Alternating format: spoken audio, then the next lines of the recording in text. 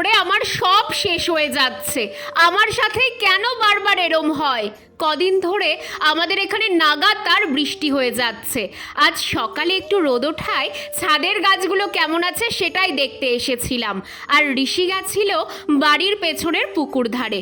বেচারা ছুটতে ছুটতে এসে বলছে, মুমু সব শেষ। কি হলো রে?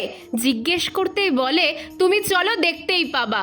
ওর চোখ মুখ দেখে মনে হচ্ছে না যে ও মজা করছে, তাই হন্তদন্ত হয়ে ছুটে এলাম। আর এসে যেটা দেখতে পেলাম সেটা সত্যিই খুব কষ্টদায়ক।